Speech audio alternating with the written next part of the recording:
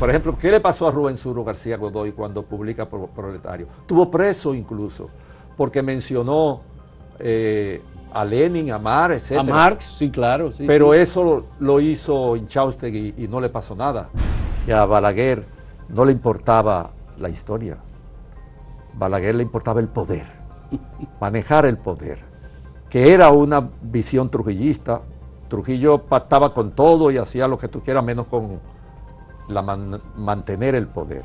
Porque en el caso de Junot, muchas de las referencias que aparecen allí como tema trágico son derivadas de su propia vivencia personal. Y de su mundo, familiar, de su familia.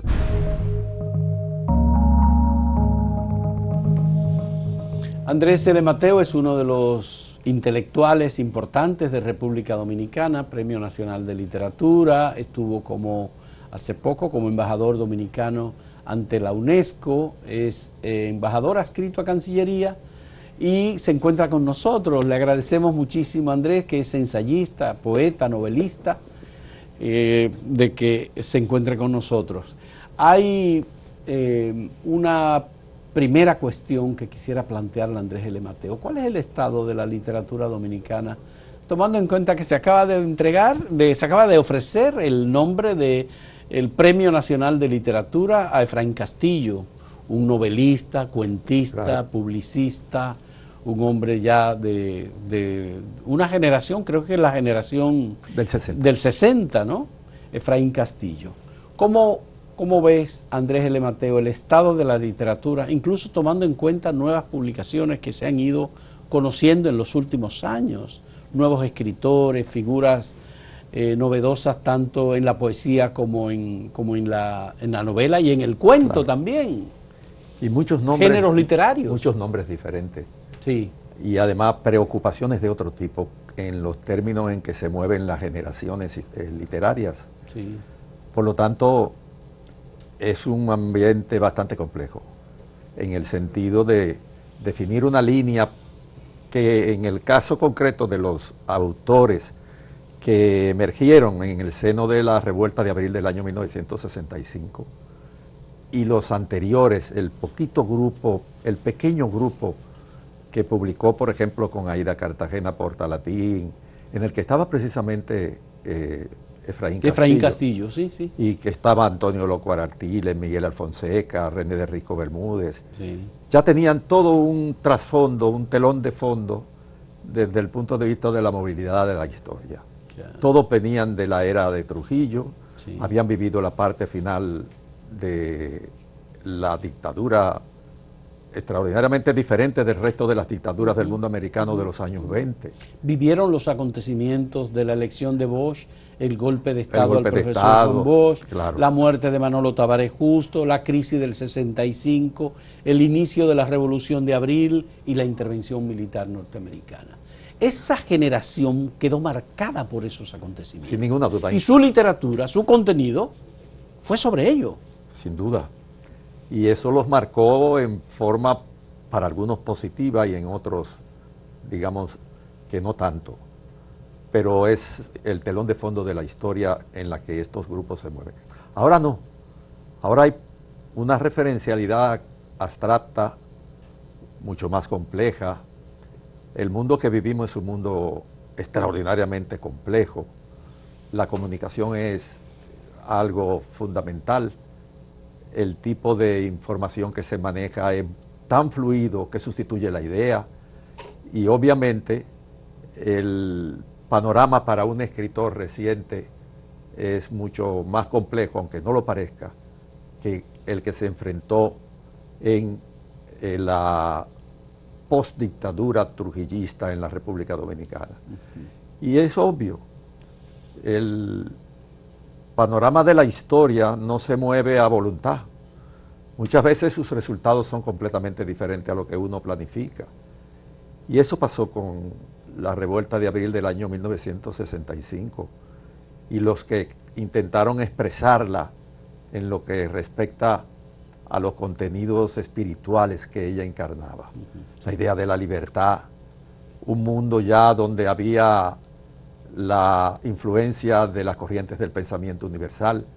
Trujillo tenía muchas realidades a su alrededor, porque él era como el dios hegeliano que hacía toda y construía toda la realidad. Es decir, la realidad partía de Trujillo. Recientemente publicamos en Acento un artículo de Miguel de Mena que hablaba de dos poetas, Norberto James y René del Risco, que le dedicaron obras y poemas a Maximiliano Gómez, el Moreno. ¿Cómo era lógico? Como lo de Norberto James no estaba muy claro porque él decía a Marino. No, porque los amigos íntimos del Moreno le decían Marino. Le decían Marino. En San Pedro de Macorís. En San Pedro de Macorís, ciertamente. Pero Pero no se entendía que era a Maximiliano Gómez. Porque la gente no sabía que el apodo familiar, cariñoso de Maximiliano Gómez era Marino. Ya. Pero tanto René como Norberto James son petromacorizanos, aunque uno sea negro y otro blanco, aunque uno sea cocolo y el otro no. Y Sí. por lo tanto tenían mucha afinidad. Yo fui de ese grupo y estaba muy ligado a René, porque René era muy afín a Norberto, y Norberto y yo compartíamos una habitación juntos en la pensión de Prima, la famosa pensión de Prima. Muchos años vivimos juntos allí después que mi madre murió y la mamá de él se fue a Estados Unidos, Nenita, se fue a Estados Unidos. A propósito, ahora hay un parque que le van a dedicar a Norberto James. No sé por qué no se ha inaugurado, porque está ya preparado con el poema Los Inmigrantes. Los Inmigrantes. Sí. Bueno, ese artículo es bueno y tiene muchos elementos de tipo histórico para caracterizar a los dos escritores. A los dos escritores. Que son escritores de trascendencia, de importancia, y que tienen un peso específico muy definidor aquí. Me pregunto y te pregunto, ¿no llega muy tarde el reconocimiento como Premio Nacional de Literatura a Efraín Castillo? Sí, claro, todo lo hemos dicho, ¿no? Efraín es un escritor de larga data, de una gran formación, y su aceptación en el país es, se puede decir, universal, ¿no? Aquí en el país. Por lo tanto, uno extrañaba que él no estuviera ya consagrado como Premio Nacional de Literatura. Como no lo fue Norberto James. Nosotros en vida de Norberto James siempre postulamos, hicimos, gestionamos, sugerimos, editorializamos sobre el reconocimiento a Norberto James. Sí. Pero no se hizo nunca. Bueno, ahí en este parque que está terminado en San Pedro de Macorís, está una forma de reconocer a Norberto James y perpetuarlo en la memoria colectiva, porque el parque está ya terminado. Yo creí que en medio de la campaña pasada se iba a inaugurar, pero le cogió el tiempo en el que el presidente no podía inaugurar parques ni nada, ni hacer inauguraciones, como lo establece la ley, y se quedó sin inauguración. Pero está el poema completo, Los Inmigrantes, y está también una referencia biobibliográfica de Norberto James. Bueno, posterior a la generación de los años 60, hay una generación que se conoce como la generación de los 80. Ahí hay escritores, ahí hay poetas, narradores, cuentistas, jóvenes que también han tenido reconocimiento. Claro, el máximo, digamos, representante de esa generación, además de Alexis Gómez Rosa, de Jochi Mármol, Basilio Beliar, es un grupo importante de jóvenes que, digamos, que recibió la antorcha de la generación del 60. Sí, claro, y muy productivos y diversificados, o sea, son mucho más diversificados y Plinio Chaín que los otros, porque son ensayistas, hurgan en la modernidad del pensamiento, es decir, tratan a los autores del mundo posmoderno de forma muy profesional, lo emparenta con la historia del pensamiento a nivel mundial, actualizan ese grupo de los 80, la poesía y la retórica de los grupos posteriores a la guerra del 65. Y eso hace de esos grupos un grupo muy importante. Tienen una figura como Jochi Mármol, por ejemplo, Sí. O como Basilio Belliar, El mismo Basilio Belliar. que fue mi alumno, por cierto, y es de los alumnos que superan a los profesores. y que tiene una bibliografía actualizada respecto de los grandes problemas y de las grandes preocupaciones de los intelectuales del mundo europeo, de lo que ocurre hoy en el mundo, de la bibliografía. Sus artículos de los viernes en Acento son ensayos muy esperados porque son verdaderamente cátedras de literatura. Sí, sí, sin duda. Sin duda, ¿eh? Y bien trabajada. Muy bien trabajada. Vale decir que maneja las bibliografías clásicas y las contemporáneas en forma magistral, es un gran ensayista. Recientemente escribió un ensayo muy hermoso sobre las enseñanzas de su padre sobre la lectura. Exacto, exacto. Sí, tú lo leíste. Sí, claro. Excelente, un artículo brillante, porque además él da las referencias históricas de su familia y sus abuelos incluso. Él recuerda, dice, que un abuelo suyo vendió un gallo para comprar un libro. Un hecho que es un acontecimiento insólito. Claro, claro. Sí. Entonces, me parece que esa generación, digamos, que tiene ya a sus herederos. Sí, sí. Hay nuevas generaciones jóvenes que afloran, que se evidencian, digamos, en lo que se está publicando hoy día. Y es muy importante que ellos sean los modelos de referencia. Vale decir, un Plinio Chaín, un Basilio Belliar, un Jochi Mármol, etcétera. Un Alexis Gómez, por ejemplo. Alexis Gómez Rosas, sí, cuyo sí. mundo era la poesía. Alexis no hacía nada diariamente que no estuviera vinculado con la León poesía. Félix Batista. León Félix Batista. Muchos Sí. de ellos son personas y escritores que ya tienen un determinado nivel de consagración y dedicación, porque es muy importante la dedicación, es decir, escribir pese a todas las dificultades que tiene ese tipo de actividad en la sociedad dominicana, porque muchos padres no quisieran que sus hijos fueran poetas, y porque realmente no es un negocio productivo No es productivo. Lo del caso del padre de Basilio Belliar. Ajá. O sea, no es extraño. Sí. No es extraño. Mateo Morrison siempre cuenta que su papá, cuando le dijeron que él era poeta, dijo, ay Dios mío, ¿y cómo se ganará la vida? Porque imagínate tú, poeta en la República Dominicana no es, digamos, un mérito ni tampoco un reconocimiento per se. Ya. Hay que sobrevivir de lo que llaman el segundo empleo, que viene siendo siempre el primero. Bueno, pero hay autores que no están como generacionalmente ubicados. Yo estoy pensando en, qué sé yo, Ángel Hernández, que es poeta y novelista también, Sí. Que ha publicado excelentes textos. Está el caso, y me llama mucho la atención, de Pablo Gómez Borbón, que emergió de alguna manera con su novela Morir en Bruselas. Exacto.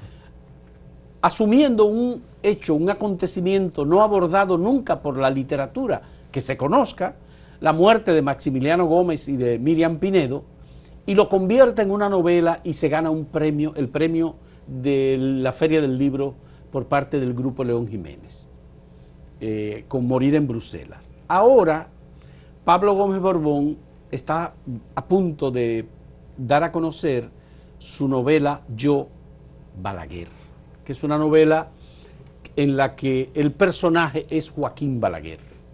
Y la novela comienza sencillamente así, como Joaquín Balaguer, estoy al momento del sepulcro y quiero dictar esta memoria, que es una memoria real y completamente adherida a mi verdad. Yo quiero narrar los acontecimientos en que viví. Bueno.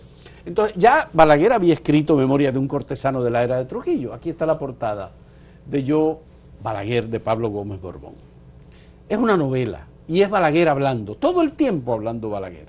Yo no he terminado de leer, pero estoy leyendo, llevo más de 300 páginas leídas. Este tipo de literatura, digamos, tan en el ámbito de la política. No estoy incluyendo a Bosch ni a José Francisco Peña Gómez. Balaguer, que se convierte porque ya hay varios libros publicados. José Miguel Soto Jiménez publicó El Doctor. El Doctor y muchos otros libros. Cristian Martínez acaba de publicar un libro sobre Joaquín Balaguer. Su hermano, el economista, publicó un libro, es el libro que Balaguer no leyó, o el libro que Balaguer no tuvo. También lo leí, me parece muy interesante. Es decir, Balaguer se convierte ahora, ya 25 años después de su muerte, en un personaje de la literatura. Pero como es lógico, porque Balaguer encarna muchas cosas al mismo tiempo en la historia dominicana contemporánea. Uno, administró todas las transiciones que se dieron en el país después de la era de Trujillo. Es decir, Balaguer hizo el proceso, con comillas, de democratización que se vivió una vez caída la dictadura trujillista. Permitió las influencias de las corrientes del pensamiento universal. Después de muerto Trujillo, Trujillo no era solo el yo hegeliano del que yo hablaba ahorita, que era el que producía todas las realidades de la historia. Trujillo era también un persecutor, un asesino y un gobernante. Cuando muere, la sociedad dominicana es una sociedad cerrada, que tiene que abrirse a las corrientes del pensamiento universal. El marxismo, por ejemplo, que es un fenómeno de los años 20 en el mundo americano, va a venir a incidir en la organización social de los partidos políticos, de los gremios sindicales, de todo lo que constituía el pensamiento contemporáneo. En los años 60 es que va a venir a influir aquí a la República Dominicana, a pesar de lo de Chapuzó en el año 25, que publicó los dos libros aquellos sobre el bolchevismo. El bolchevismo, sí. Y a pesar de lo que significaba el martirologio del 14 de junio del año 1959. Es decir, Trujillo tenía... Hay que decir que en el año 38 aquí se publicó un poema... Proletarios. Claro, sí. Entonces, obviamente que el marxismo ya estaba presente de alguna manera. Porque fue la influencia del grupo que tenía más vínculos con los movimientos sociales derivados de la revolución rusa de 1917. Y entonces eso influyeron. Por ejemplo, ¿qué le pasó a Rubén Suro García Godoy cuando publica Proletario? Tuvo preso incluso, porque mencionó a Lenin, a Marx, etc. A Marx, sí, claro. Sí, pero eso lo hizo Inchaustegui y no le pasó nada. Lo hizo Inchaustegui en Darnos del agua de esta tierra y en Patria. Patria sin río, los 30.000 que vio la casa están naciendo de mi corazón. Ya. Y dijo y habló, yo soy un Osco Guaraguao materialista. Decía, claro. Rubén Suro. No, Héctor Inchaustegui y Cabral. O sea, eran cosas esporádicas, pero sistémicas. Pero Fabio Fiallo, claro, Fabio Fiallo fue por su denuncia contra la intervención militar norteamericana y el caso de Cayo Báez.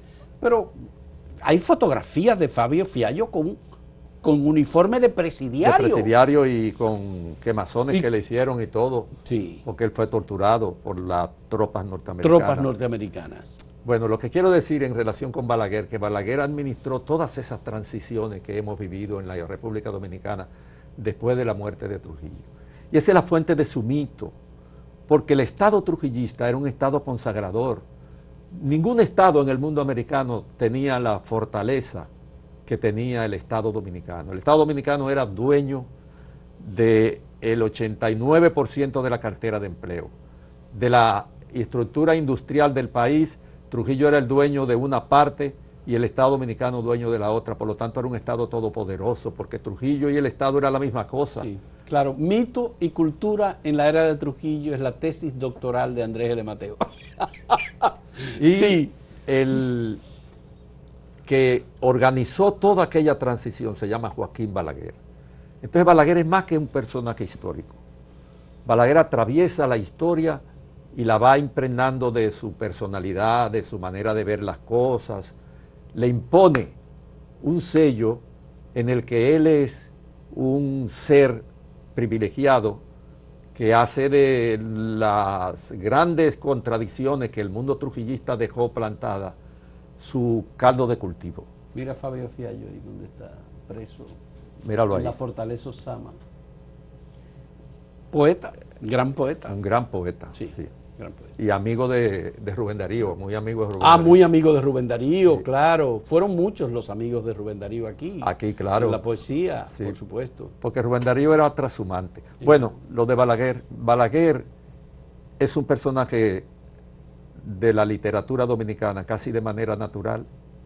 O sea, cualquier cosa que te acerque a las incógnitas, a los enigmas de un hombre como Joaquín Balaguer puede ser utilizado como material para hacer una obra literaria. Una obra literaria, ciertamente. Porque que Balaguer es un ser oscuro, cuya opción de goce, la opción de goce de Balaguer era el manejo del poder. El poder. Y no para acumular riqueza, como mucha gente ahora después de la muerte de Trujillo o de la desaparición de los grandes liderazgos. No, simple y llanamente porque el poder era un satisfactor esencial de su personalidad. Él, su opción de goce era el poder. El poder. Y entonces eso da mucha materia. Sí, un escritor, y en este caso Pablo Gómez Borbón, se toma la licencia. Pero además de tomar mucha licencia, yo creo que él también investigó, buscó mucha información. Sin duda. Y habló con mucha gente muy cercana a Joaquín Balaguer. Y hay muchos elementos novedosos, interesantes en la obra, que sobre todo la gran explicación, y me parece prácticamente un ensayo en la novela, las razones por las que él entiende que los últimos 5 años de la dictadura de Trujillo fueron los años en que Trujillo no fue Trujillo, sino que fue un hombre absolutamente controlado por las pasiones y por los desvaríos de su familia, de sus hermanos y principalmente Ramfis, su hijo. Sí. Y obvio, eso lo llevó a pelearse con Estados Unidos, con la Iglesia, con los sectores que podían darle de alguna... Con el Vaticano se peleó y desarrolló campaña aquí terriblemente porque violentas. La realidad de Trujillo era el poder. El poder. Sea, Trujillo podía ceder cualquier cosa. Mira, a lo último la dictadura llegó incluso a permitir el funcionamiento de la embajada rusa en la República Dominicana. Como parte del pugilato con Estados Unidos. Exactamente, y como parte de una manera de decir, yo soy Trujillo. Claro, pero los rusos no le hicieron... No caso, y aquí se vendía moscocaya o sobaya, se vendían afrodisíacos, pegapalos, porque Trujillo al último estaba demencial, ya era hasta médico, recetaba y todo. Lo cuenta Inchausteguy en El Pozo Muerto, que es el libro autobiográfico de la figura de Héctor Inchausteguy Cabral. En El Pozo Muerto él narra eso. Sí. Bien, vamos a hacer una pausa en este diálogo con Andrés L. Mateo, escritor, intelectual dominicano, que está en el país ahora y aprovechando su presencia, pues es importante hablar de estos temas de literatura con él. Volvemos en un momento.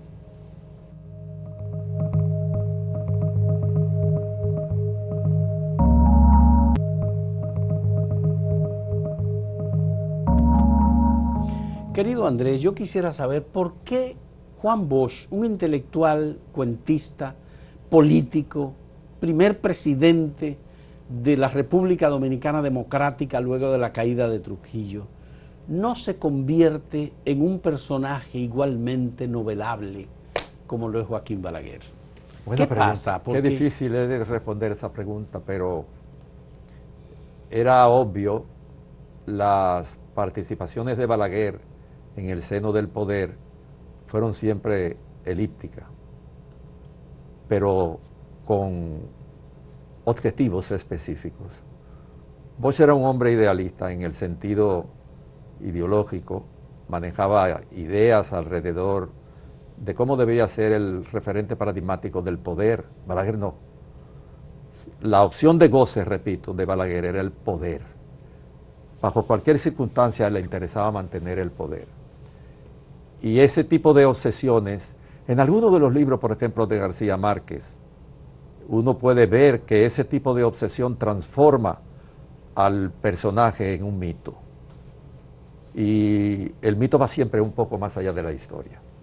Eso quiere decir que a Balaguer no le importaba la historia. A Balaguer le importaba el poder, manejar el poder, que era una visión trujillista. Trujillo pactaba con todo y hacía lo que tú quieras menos con mantener el poder. Y Balaguer lo heredó de Trujillo. La teoría del mango, que de lo que el cuento famoso que hay entre la paciencia, Emilio Rodríguez de Morís y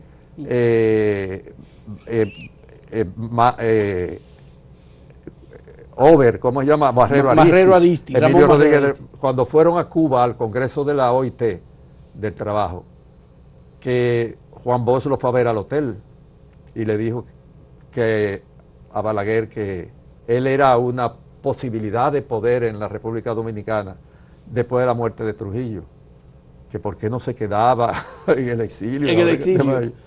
Y Balaguer le tiró la famosa teoría del mango.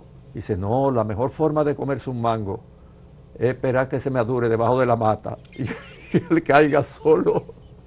Porque Balaguer, su obsesión era el poder. Sí. Y lo veíamos frecuentemente, incluso en las condiciones en las que Balaguer va en la última etapa de su vida al torneo electoral.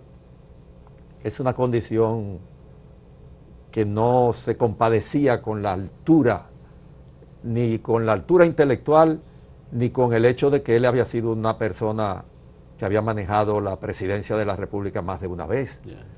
Pero él iba en condiciones desastrosas a las elecciones. Pero Bosch es el modelo de la intelectualidad dominicana. Por eso.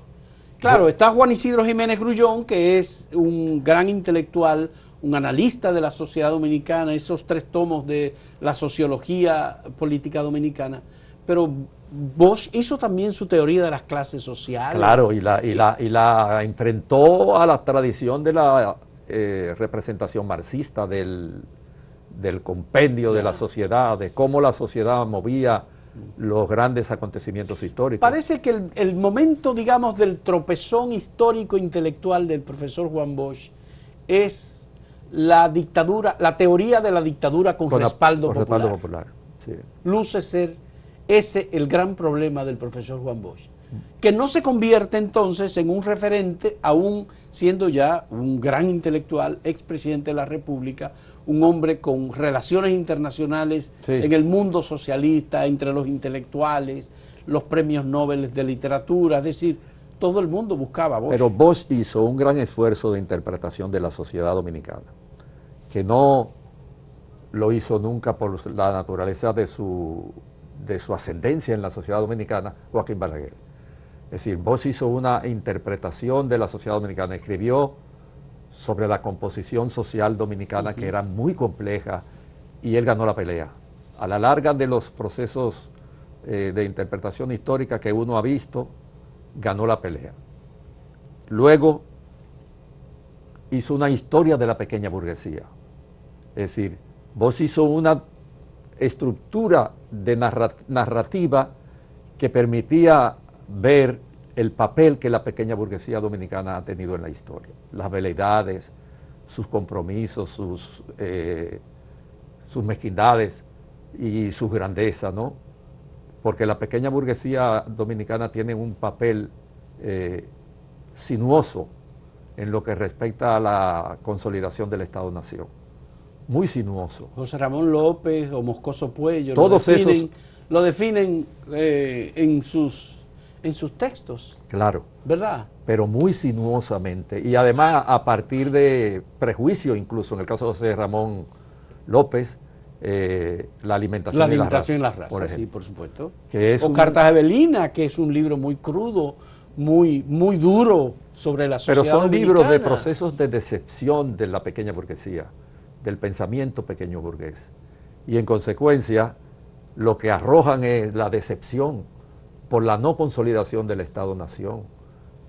Américo Lugo, por ejemplo, que además es un pensador importante cuya noción antiimperialista hay que situarla en la época que le tocó vivir, porque era un antiimperialismo pánfilo, era una especie de hidalguía enfrentada a la nordomanía norteamericana, como llamaba Rubén Darío y como llamaba él también. El mundo de esta gente tenía una idea de su propia realidad que era idílica, completamente idílica.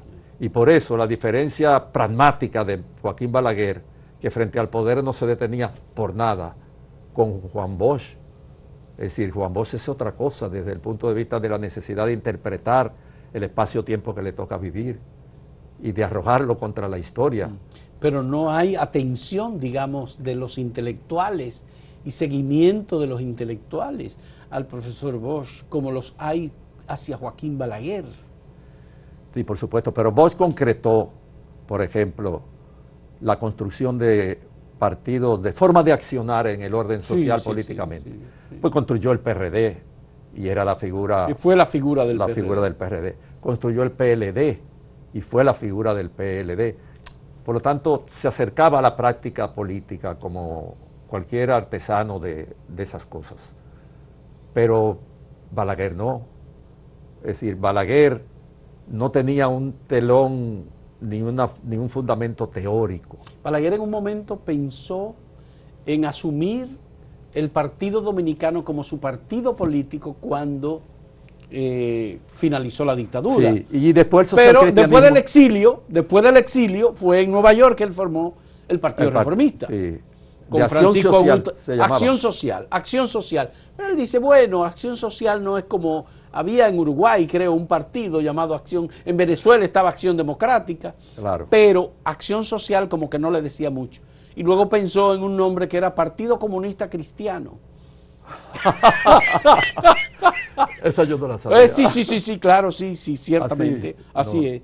Pero al final terminaron como Partido Reformista. Porque hay una propuesta que le hizo a Balaguer el doctor Fabio Amota sobre las características del partido que debía gobernar en la República Dominicana.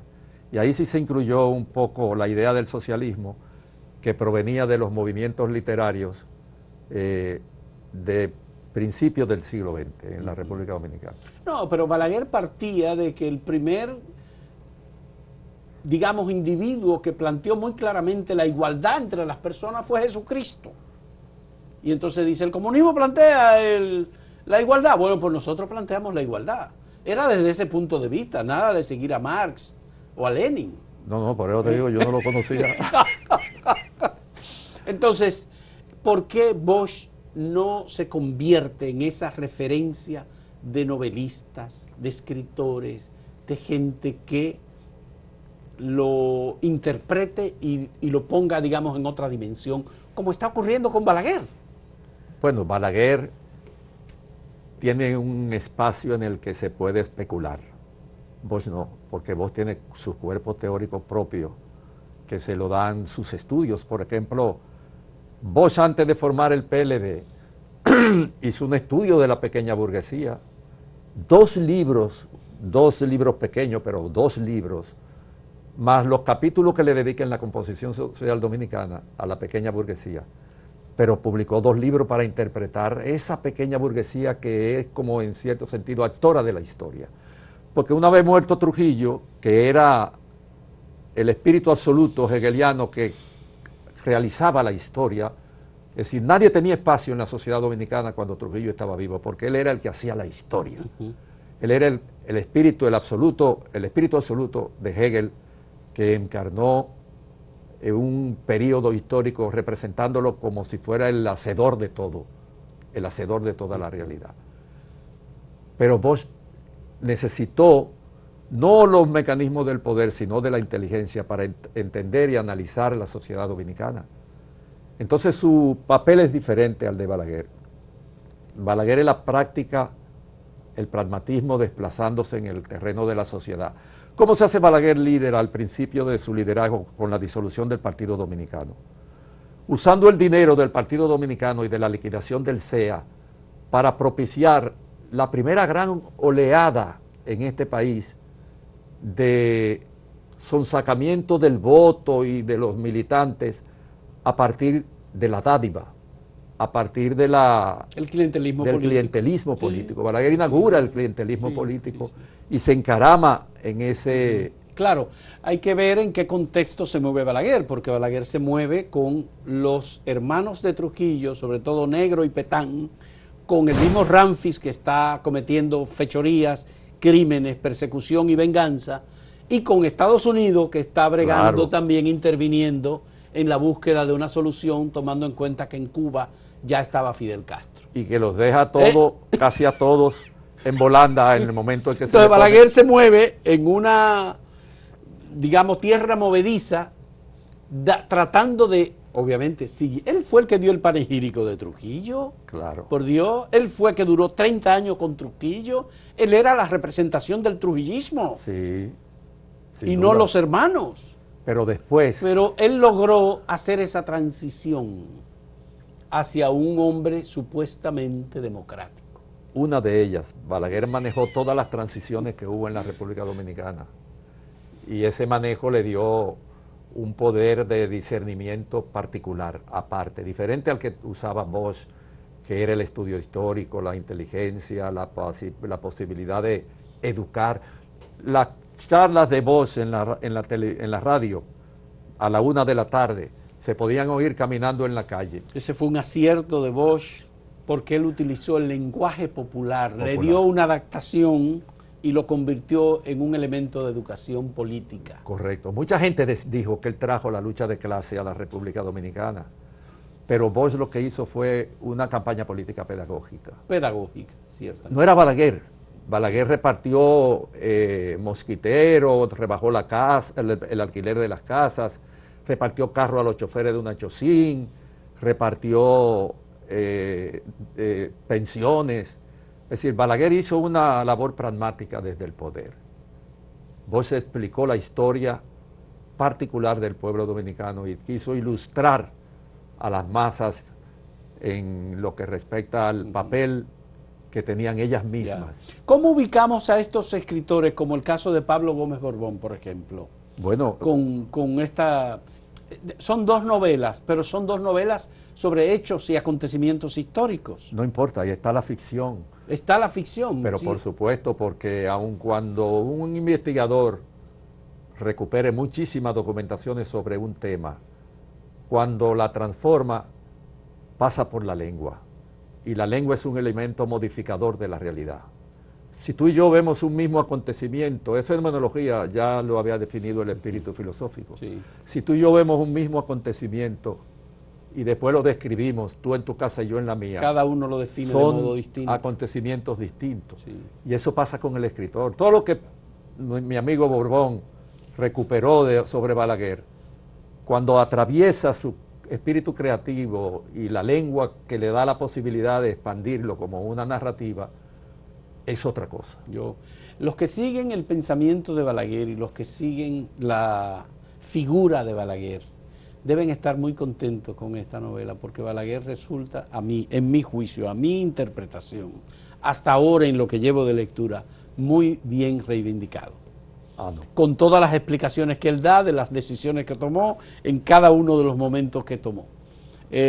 Obviamente, ya yo estoy en la parte donde él se enfrenta a la izquierda y cómo él define el proceso que él inicia luego de la Guerra de Abril del año 65 y la intervención militar de Estados Unidos. En esa parte, en ese punto que estoy. Son 727 páginas. Es una novela muy gruesa, pero de todos modos atrapa, tiene agallas, tiene una coherencia en la narración completa de los acontecimientos que vivió. Y un personaje que da... Aparte de que define psicológicamente muy bien y sexualmente muy bien a Joaquín Balaguer. Ay, Dios mío. Ahí sí es verdad que está seria la cosa. Pero bueno, de todos modos, tú que eres un autor, literato, que conoce muy bien el contexto de las generaciones, obviamente hay que contar con estos acontecimientos, Claro. estos textos, que pueden ser muy importantes generacionalmente. No, y es un personaje atractivo. Porque mucha gente ya hoy, con la que uno habla, discute, no conoció a Balaguer. No conoció a Balaguer. No conoció a Balaguer. Eso nos pasaba a los profesores en el aula, cuando abordábamos la contemporaneidad. Los estudiantes Hace 25 años que Balaguer murió. no habían visto a Balaguer, no conocían a Balaguer. No. pero Balaguer es muchas cosas al mismo tiempo. Eso es lo que da la dimensión de un personaje contradictorio, que no tiene la chatura de la realidad, no la puede tener. Es decir, Balaguer es mucho más que la realidad del proceso político histórico que él de alguna manera capitaneó, porque él administró todas las transiciones después del año 61 para acá, hasta el 96. Administró las transiciones en este país. Por lo tanto, un personaje como Balaguer tiene tantas cosas que pueden ser abordadas. Por ejemplo, tú hablabas ahí de lo sexual. ¿Cuántos mitos, cuántas historias, cuántas leyendas hay alrededor de eso? Este hombre que tuvo en la cúspide del poder, que conoce el origen de todas las riquezas, porque una de las cosas que le daba poder a Balaguer era que él conocía el origen de todas las riquezas que en el país se han configurado después de la muerte de Trujillo. E incluso fue actor de causa en muchas de esas, de esas riquezas. Así es. Porque él le cedió los bienes patrimoniales que Trujillo dejó en Testaferrato. Sí. Él hizo muchas cosas en relación con la cual le daban preponderancia en lo que era el esbozo de la burguesía dominicana, que le temía a un individuo que manejaba todos los hilos de la formación de su acumulación originaria. Dice que Balaguer no tuvo nunca enemigos, Balaguer solamente tuvo un adversario serio, de verdad, que no fue Bosch, No fue Peña, tampoco él. no fue ningún personaje conocido, fue Rafael Filiberto Bonelli, a quien ataca muy fuertemente. Sí, era previa. Porque dice que era muy artero. En la definición de Balaguer, porque evidentemente Pablo Gómez Borbón ha buscado en la historia y en los textos y en las cartas y en las conferencias y en las revelaciones de amigos y personas. Yo he leído algunas cosas de Balaguer sobre Rafael Filiberto Bonelli. Claro, y esa fue una contradicción permanente. Desde la oficina de abogado en la que estuvieron en Santiago. Con Jafé Hernández. Con Jafé Hernández hasta el final de sus días. Sí, claro, sí. Hay mucho más, en realidad, en lo que respecta a Bonelli y Balaguer, que él lo insinúa, y que uno quizás no debería ni siquiera hablar de eso, pero esa fue una maledicencia entre ambos que nunca cesó, hasta el final, porque cuando Trujillo necesitó, después del atentado a Betancourt, seleccionar un vicepresidente, la pelea fue entre Bonelli y Balaguer. Sí. Y se dice que hubo una especie de influencia familiar. Doña Julia Molina intervino, probablemente Ramfis también intervino, los hermanos probablemente también intervinieron para que fuese Bonelli. Muchos, pero después... Pero al final dice Balaguer que tuvo un diálogo con Trujillo, que cuando Trujillo le informó, según lo que dice Pablo Gómez Borbón, cuando Trujillo le informó a Balaguer que era Bonelli el escogido para ser el vicepresidente, que Balaguer lo felicitó y le dijo que le parecía muy bien, solo que le parecía que él era un poco mayor de edad. Pero Bonelli. Tenían la misma edad los dos, pero bueno, son elementos, digamos, de la historia. De la figura. Balaguer nunca dijo cosas de él, nada más que la que está en Memorias de un cortesano. Tenía mucha simpatía en la juventud dominicana. Dijo Balaguer. Dijo Balaguer de Bonelli, supuestamente, y eso sembró... Claro, ¿qué pasó ¿por qué Trujillo se inclina por Balaguer? Porque Balaguer parecía un hombre sin aspiraciones. Sin aspiraciones, siempre. No, pero además una práctica social que tenía desconcertado a todo el mundo. No era mujeriego, no bebía, no era un tipo partidario de perseguir la riqueza. No tenía ni siquiera casa. No tenía casa. Ni casa. Trujillo le impuso la casa que finalmente tuvo Balaguer en la Máximo Gómez. Sí, que era una lavandería de doña María, la españolita, la mujer de él, que era una negociante. Que era una negociante, sí, ¿no? Sí. Bueno, Balaguer parecía un hombre sin aspiraciones. Claro, tenía la teoría del mango, la que le explicó en La Habana a Juan Bosch y a De Morisi, a Ramón Marrero Aristi. Y a Marrero Aristi. Sí. Y esa teoría lo preservó. No iba en los grupos, las peñas que se hacían. No formaba parte de ninguna de las peñas, de los grupos. Y cuando del cuchipainismo, como se decía. Y cuando lo atacaron en el foro público, supo responder. Respondió. Supo responder. Sí, sí. Sí. De manera que me parece interesante. Aparte de eso, el estado de la literatura dominicana, Andrés, ¿cuál es tu balance hoy día? Yo creo que está pujante. Lo que ocurre es que necesitan muchos mecanismos de circulación en el plano de las editoriales tradicionales, porque se ha alcanzado alguna circulación de la poesía en España, hay alguna representación en la narrativa, en el cuento, en la novela, pero la literatura dominicana está bien. Yo lo que leo me parece un esfuerzo creativo válido. Hay formas diferentes ahora de afrontar la mezcla entre discurso de la historia y discurso del arte, como por ejemplo lo de Borbón. Los dos libros de Borbón son esa mezcla del discurso de la ficción y del discurso de la historia como un referente conceptual que intenta definir un acontecimiento con los instrumentos que la ficción tiene, porque la ficción tiene límites que la historia no tiene. El límite de la ficción, sin embargo, es mucho más productivo que el de la historia, porque la historia termina con el dato. Yo hago mi libro, el habla de los historiadores, la referencia que nos hacía en el aula Camila Enrique Ureña en la Universidad de La Habana, que explicaba cuál era la diferencia entre la verdad del arte y la verdad de la historia. Y entonces citaba el caso del conde Ugolino, que era güelfo en la guerra famosa por la independencia de Italia, que fue de la más tardía del mundo europeo. Y lo que ocurrió con Ugolino. Ugolino lo trancaron junto con los 4 hijos en una habitación y la cerraron para siempre. 75 años después la abrieron y encontraron a Ugolino comiendo muerto sobre el cadáver de su hijo, comiendo carne para sobrevivir un poco más. Entonces él dice, ella nos explicaba la historia, esa historia está en el infierno del Dante. De Dante, sí, sí, sí. Y entonces ella dice que la historia termina en el momento en que derriban la puerta. 75 años después derriban la puerta. Y encuentran a Ugolino comiendo de sus hijos, etc. Ahí termina la historia. Pero en la literatura la historia comienza cuando derriban la puerta.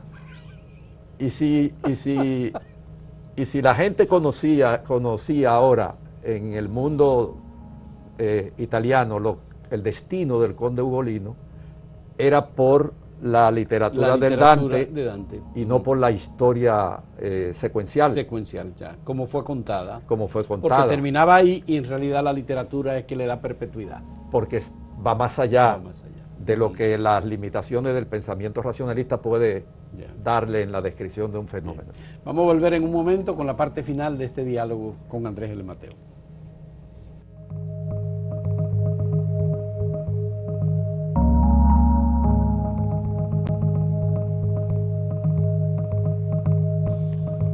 Andrés, tenemos autores extranjeros que escriben sobre República Dominicana, como Santiago Rocagnolo, por ejemplo, que escribió Memorias de una dama, o como Mario Vargas Llosa, que escribió, 2 peruanos, por cierto, que escribió La fiesta del chivo. Y tenemos autores dominicanos, como el caso de Julia Álvarez, que ha escrito parte de su literatura, es sobre historia dominicana y sobre temas que tienen en República Dominicana base, igual que Juno Díaz también, que parte de las historias que escriben, que tienen gran atractivo en Estados Unidos especialmente, pero que obviamente se sustentan en temas dominicanos. Esa digamos, experiencia de extranjeros y dominicanos que viven en el exterior escribiendo sobre temas dominicanos indica que los autores dominicanos no han abastecido lo suficiente, digamos, en su creatividad las librerías? Bueno, yo pienso que el drama de los escritores que son dominicanos de origen y viven en el extranjero ha sido muy bien trabajado y muy bien representados. No solo porque Junot gana un premio Pulitzer con un texto cuyo fundamento histórico fundamental es lo que vivió esa familia en la postrimería de la era de Trujillo, o lo que significó la opresión en términos de un núcleo familiar específico, o el propio caso de Julia Álvarez, porque Julia Álvarez ahora se la menciona por el libro sobre Camila o por el libro sobre las Mirabal. Salomé. Pero para mí, Julia Álvarez es un gran descubrimiento de la literatura dominicana cuando escribe Cuando las chicas García perdieron su acento, que es una novela del desarraigo, y entonces sí que emparenta y conecta con la historia particular del pueblo dominicano, porque es un núcleo familiar que tiene que emigrar por la dictadura y se encuentra con una realidad diferente en los Estados Unidos que tiene que ser traducida a través del discurso ficcional. Eso es casi una historia personal. Claro, pero interesante, trascendente. ¿Qué haces tú con una lengua que no traduce todo tu sentimiento? Y entonces esa niña que se enfrenta a la obligatoriedad de perder su acento, recupera su historia para refugiarse en ella. Es un texto descubridor. Yo recuerdo que Manuel Rueda, Marcio Velo Magiolo y yo estuvimos en Nueva York, en American Society, presentando el libro. Yo escribí un par de textos en esa época para la presentación de ese libro. Y yo me asombraba de la destreza con la que es un drama existencial para cualquier persona que ande en tierras extranjeras y tiene que traicionar su cultura, traicionar su lengua, convertirse en un sujeto creador, porque tú estás oyendo muchas cosas y estás oyendo palabras y viendo situaciones, y para traducirla tienes que perder tu acento. Se llama Cuando las chicas García perdieron su acento. Es un libro que hay que leer. Nadie habla ya de ese libro porque eso fue en los años 80. La situación del exilio trae consigo mucho desgarramiento, pero sobre todo el del desarraigo. Obligatorio, porque tú no tienes ninguna otra posibilidad de coexistir si no te desarraiga, te autodesarraiga, incluso de la lengua. Incluso de la lengua. Entonces, ese es un texto de referencia. Y el caso de Junot ni se diga. Sí. Porque en el caso de Junot, muchas de las referencias que aparecen allí como tema trágico son derivadas de su propia vivencia personal. Sí, de su mundo, familiar, de su familia, de sus cosas. Yo creo que esos son textos literarios dominicanos. Ya. Hubo una etapa en la que se discutió un poco si eran o no dominicanos, pero sí que lo son, porque el tema, y tan pronto tú te aproximas a la pasión creativa del autor, te das cuenta que es una ofrenda a su propio yo. Gabriel García Márquez crea un personaje que tiene la misma característica de Julia Álvarez y de Junot Díaz. Urania Cabral, creo que Urania sí. Cabral. Urania, sí. No, García Márquez no, Vargas Llosa. Vargas Llosa. Sí, sí. Vargas Llosa, con la fiesta del chivo, ese personaje es el que cuenta, digamos, de algún modo, toda la historia. Pero está pasando por un tema de regreso al país, luego de un desentrañamiento. Exactamente. Y lo importante es que ella crea, Urania, un eje narrativo en el que confluyen las cuatro historias. Porque por una parte está Urania, que regresa.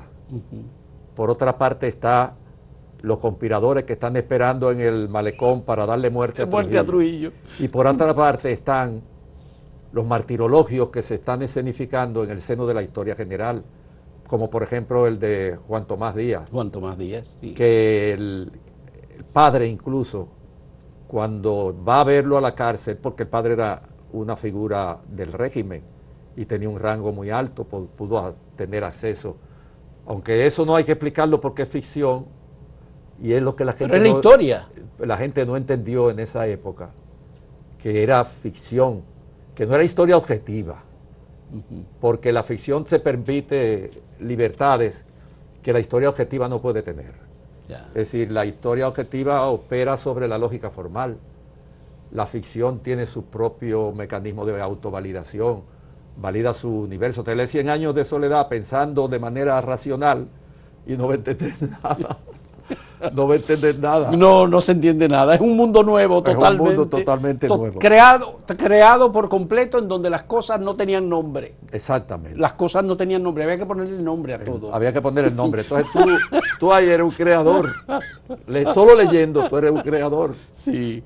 Bueno, Andrés, muchas gracias por esta conversación. Gracias. Te agradezco muchísimo que hayamos tenido la oportunidad de tener este diálogo sobre generaciones literarias en República Dominicana y literatura pasada y presente. Yo creo que es un tema que identifica muy bien al dominicano y especialmente a los creadores y escritores de este país que están involucrados en el devenir del pueblo dominicano. Muy agradecido. No, gracias a ti por traerme aquí.